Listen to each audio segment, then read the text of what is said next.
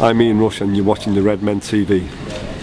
Right, Liverpool have just beaten QPR 2-1. Paul's behind camera this week, so I'm going to have to play both parts. Chris, what do you think about that, mate? Right, Paul, do you know what, mate? I really enjoyed the second half, actually. You know, we weren't good enough at all. There's going to be loads of talk in the press and stuff about, we should have already beating QPR. Look, it took a red card at the end of the day, a penalty which we never took advantage of, and Steven Gerrard to save us once again. But the fact of the matter is this, look, the lads did dig deep. Steven Gerrard gets the goal, finally. You know, it felt like he's had the weight of the world on his shoulders during that game, didn't it? And to just get the header, and just so that the cop and everyone in that ground can say thank you to him almost one last time, just made me feel absolutely brilliant. You know, there was parts of the game that I was watching, I was actually quite interested. I thought, you know, we're playing a back four again. I thought I'd watch how Lovren, Skrtel and the rest of the back four do.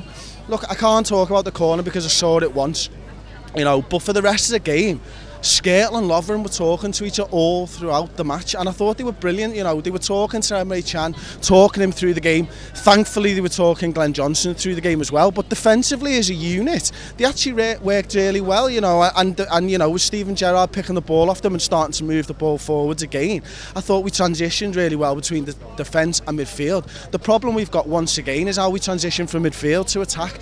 You know, there's just too often Ricky Lambert's getting the ball, or when he does get the ball, there's no one around him. You know, Raheem Sterling was losing possession all the time. Glenn Johnson actually got forward quite well, but was crap because ultimately he is crap.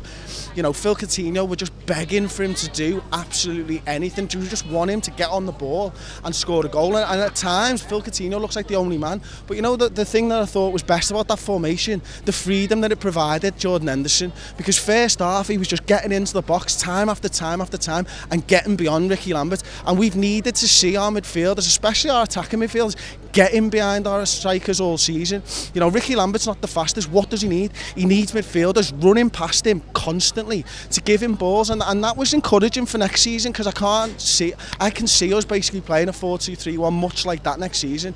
So the fact that we've already got the midfielders who can play like that is brilliant. You know, the best thing about the game for me was Steven Gerrard, man. That standing ovation at the end of the game. I'm just about to leave. I think I'm going to thank him. I'm just going to thank him. So I did, tapped him on the shoulder. Steven Gerrard, you've been the best player Liverpool had ever had. Thank you very much. And he tapped me on the head. I'm never washing this hair ever again.